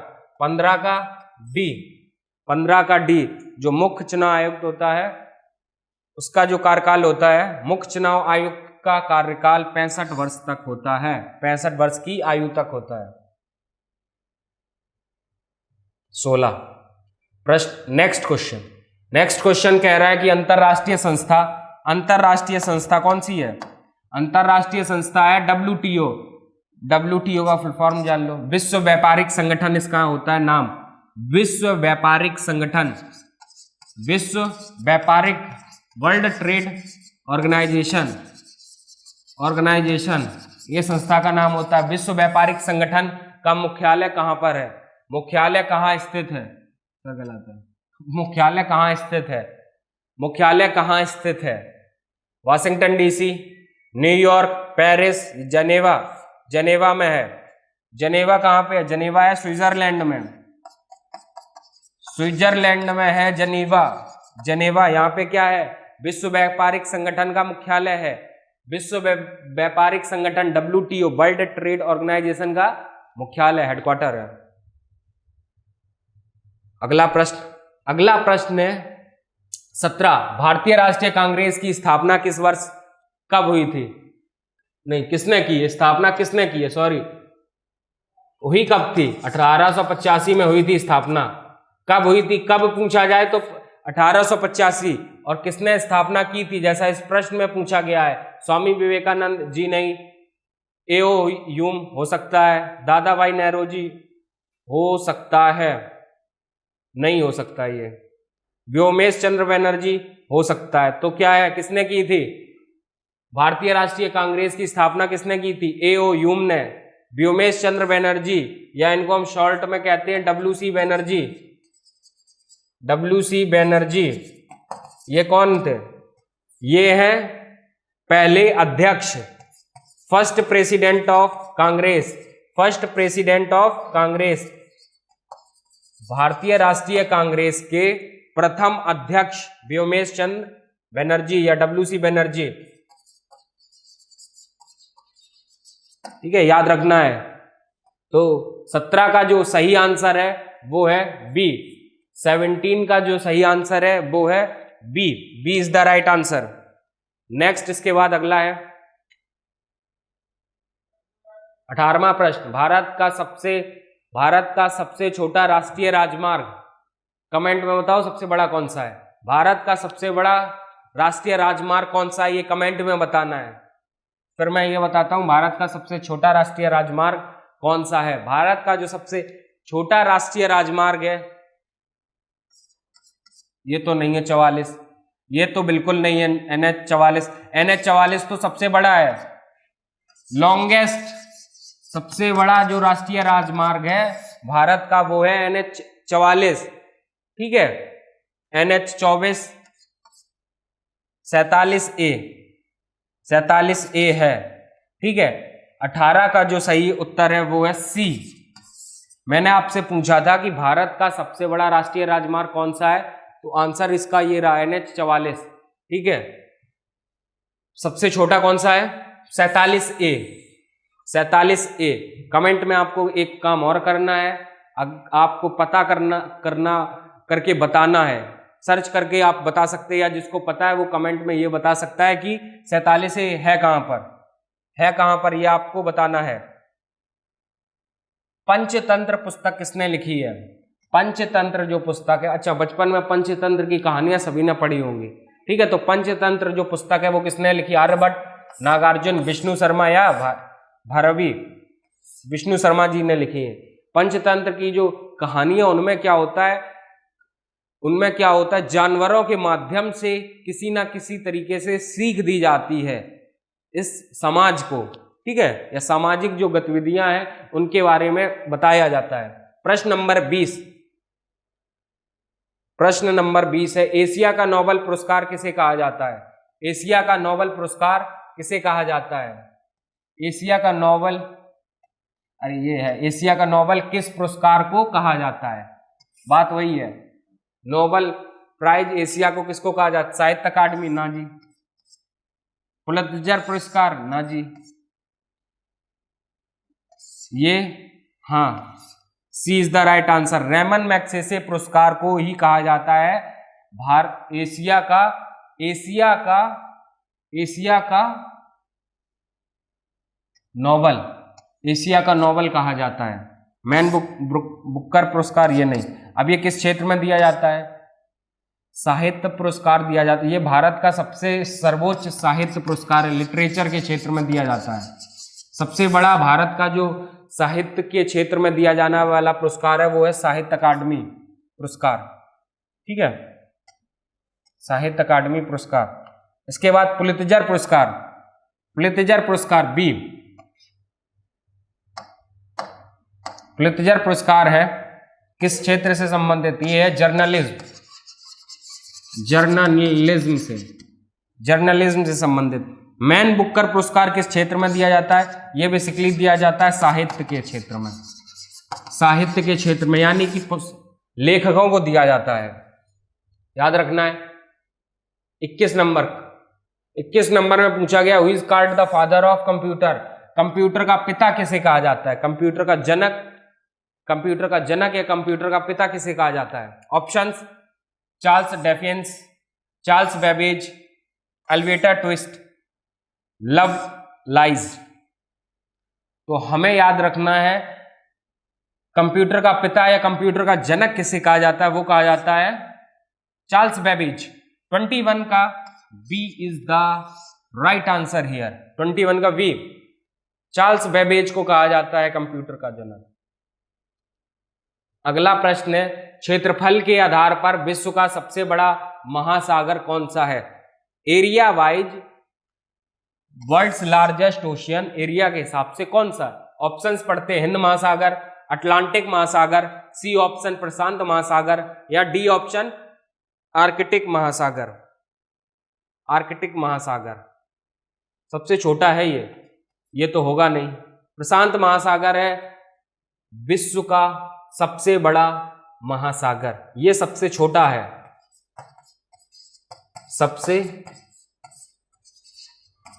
सबसे छोटा महासागर, सबसे छोटा महासागर कौन सा है? सबसे छोटा महासागर है आर्कटिक महासागर। आर्कटिक महासागर सबसे छोटा है। और सबसे बड़ा विश्व का महासागर कौन सा है? प्रशांत महासागर। तो उत्तर क्या बना? 22 का आंसर होगा सी। सी इज द राइट आंसर। विश्व का जो सबसे बड़ा महासागर है वो है प्रशांत महासागर। इसके बाद अगला है प्रश्न नंबर 23। फ्रांस की राजधानी पेरिस किस नदी के किनारे स्थित है? किस नदी के किनारे स्थित है? किस नदी के किनारे स्थित है आपको बताना है। ये है सेन नदी के किनारे। ये आपको क्या करना है? याद रखना है। सेन नदी के किनारे स्थित है। सेन नदी के किनारे स्थित है। सेन नदी के किनारे स्थित है। 23 का जो सही उत्तर है वो है बी। 23 का जो सही उत्तर है वो है बी। रियान नदी के किनारे स्थित है जर्मनी। जर्मनी जो देश है वो आपका यहाँ पे स्थित है, ठीक है, रियान नदी के किनारे जर्मनी देश, ठीक है। अरे जर्मनी देश में बेसिकली रियान नदी बहती है।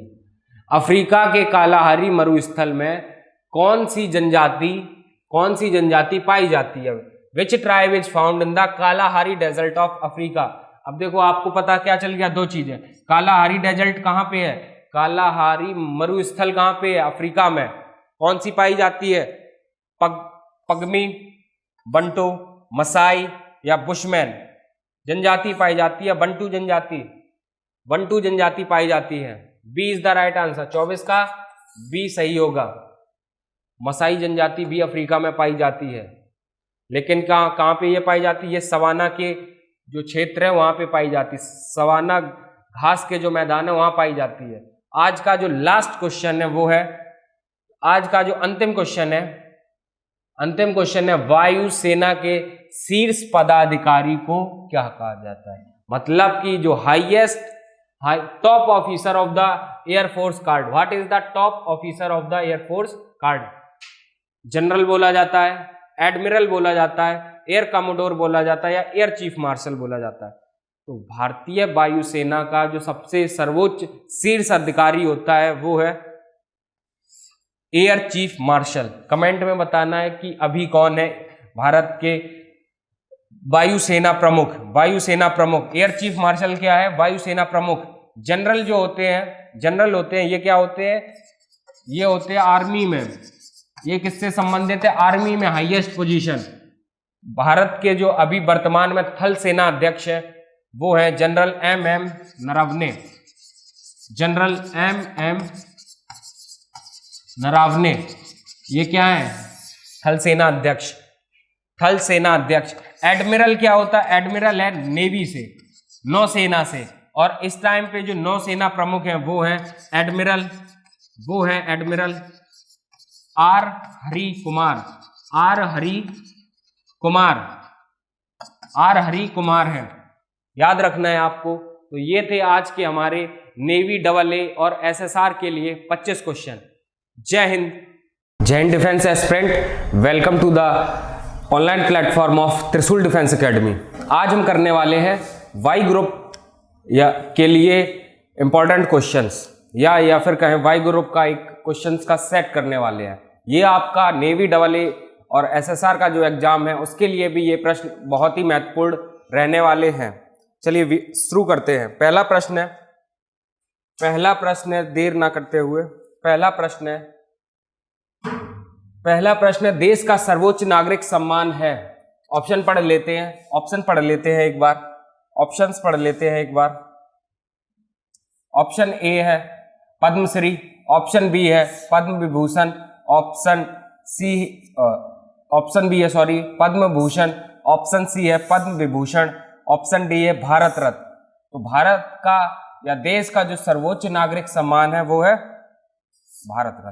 पहले आता है भारत रत्न सर्वोच्च नागरिक सम्मान, उसके बाद आता है दूसरा पद्म विभूषण, उसके बाद तीसरा दिया जाता है पद्म भूषण, तीसरा सर्वोच्च नागरिक सम्मान, चौथा सर्वोच्च नागरिक सम्मान है पद्मश्री। ये उल्टे सीक्वेंस में लगा है, ठीक है। तो इसका जो सही आंसर है वो है क्वेश्चन नंबर 1 का जो राइट आंसर है वो है आपका D is the right answer. चलिए चलते हैं दूसरे प्रश्न पे चलते हैं। दूसरा प्रश्न है अंतरराष्ट्रीय मुद्रा कोष का मुख्यालय कहाँ स्थित है? अंतरराष्ट्रीय मुद्रा कोष का मुख्यालय कहाँ स्थित है? ऑप्शंस पढ़ते हैं। जेनेवा में है, वाशिंगटन DC में है, वियना में है या फिर न्यूयॉर्क में है। IMF अंतरराष्ट्रीय मुद्रा कोष का मुख्यालय है ये है जेनेवा स्विट्जरलैंड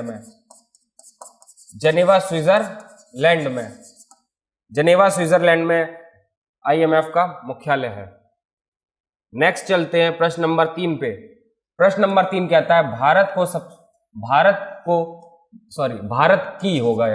भारत की सबसे ऊंची पर्वत चोटी कौन सी है?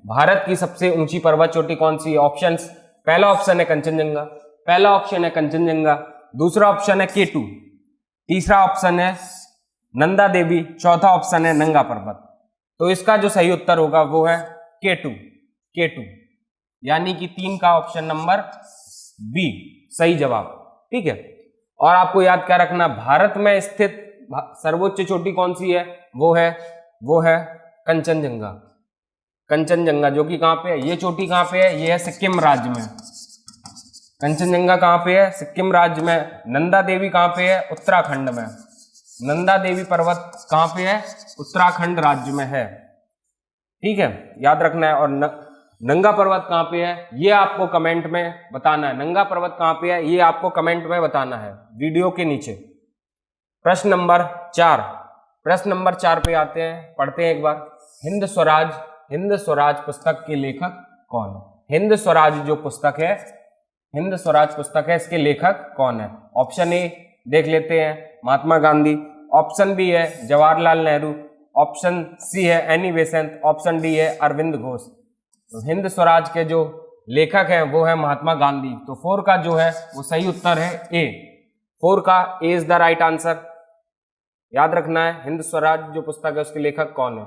इसके बाद है अगला प्रश्न, शांति काल में दिया जाने वाला भारत का सर्वोच्च वीरता पुरस्कार। भारत का सर्वोच्च वीरता पुरस्कार जो क्या है शांति काल में दिया जाता है वो है आपका अशोक चक्र। D is the right answer. 6 का D is the right answer. युद्ध के समय दिया जाने वाला भारत का सर्वोच्च वीरता पुरस्कार वो है परमवीर चक्र। युद्ध के समय दिया जाने वाला जो पुरस्कार है वीरता पुरस्कार है वॉर टाइम दिया जाने वाला जो वीरता पुरस्कार है वो है परमवीर चक्र। और पहली बार जो परमवीर चक्र मिला था वो मिला था मेजर सोमनाथ शर्मा को। ये भी आपको याद रखना है या नोट करते चलिए।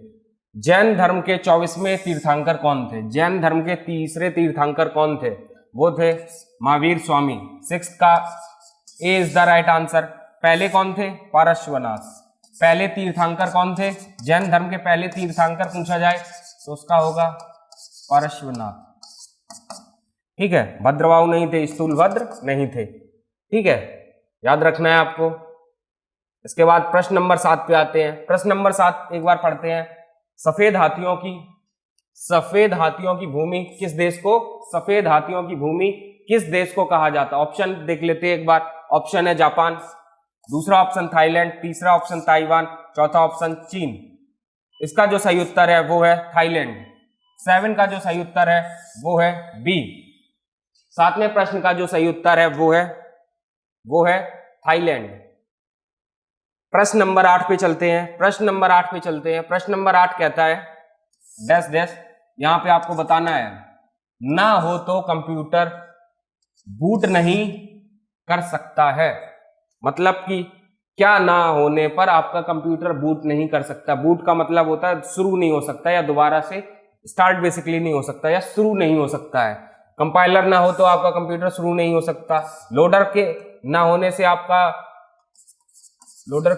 से आपका कंप्यूटर शुरू नहीं हो सकता, बूट नहीं हो सकता। या फिर आपका क्या है, ऑपरेटिंग सिस्टम के ना होने पर कंप्यूटर आपका शुरू नहीं होगा, या असेंबलर। तो देखो, ऑपरेटिंग सिस्टम के ना होने पर आपका कंप्यूटर शुरू नहीं होगा। 8 का जो आंसर है सी। 8वें प्रश्न का जो सही उत्तर है वो है सी। इसके बाद 9वां प्रश्न है विश्व का सर्वाधिक वर्षा वाला स्थान कौन सा है? मतलब कि सब विश्व में सबसे ज्यादा बारिश कहां पर होती? ऑप्शन पढ़ते हैं। मासिनराम, दूसरा ऑप्शन बी है न्यूयॉर्क, ऑप्शन सी है सिडनी, ऑप्शन डी है उपरोक्त में से कोई नहीं। देखो ये तो नहीं है, सिडनी में भी नहीं होती है। कहां पे है? 9 का है मासिनराम। मासिनराम कहां पे जगह है? ये है मेघालय राज्य में। कमेंट में आपको क्या करना है? कमेंट में आपको ये बताना है कि मेघालय की कैपिटल क्या है, राजधानी क्या है। तो 9 का जो सही उत्तर है वो है A is the right answer. Comment box में आपको क्या बताना है? मेघालय की राजधानी कौन है? मेघालय की राजधानी क्या है? चलते हैं प्रश्न नंबर 10 पे। आज का आखिरी प्रश्न नंबर 10। सिनेमा जगत का विश्व प्रसिद्ध ऑस्कर सम्मान, ऑस्कर पुरस्कार किस देश में दिया जाता है? ऑस्कर पुरस्कार जो सिनेमा जगत का सर्वोच्च पुरस्कार है। ऑप्शंस पढ़ लेते हैं। अमेरिका, फ्रांस, कनाडा या फिर इंग्लैंड। तो जो सर्वोच्च विश्व प्रसिद्ध सिनेमा जगत का जो पुरस्कार है ऑस्कर अवार्ड, ये दिया जाता है अमेरिका में। 10 का ए। ये थी आज की हमारी वीडियो। मिलते हैं अगले वीडियो में। जय हिंद। जहां बनते हैं देश के गौरव, इंडिया का एकमात्र ऐसा कोचिंग इंस्टीट्यूट जहां कैडेट्स को ट्रेन किया जाता है आने वाले डिफेंस एग्जाम के अनुसार। अगर आपका भी सपना है भारतीय सेना में शामिल होकर देश की सेवा करने का, तो आज ही ज्वाइन करें त्रिशूल डिफेंस एकेडमी।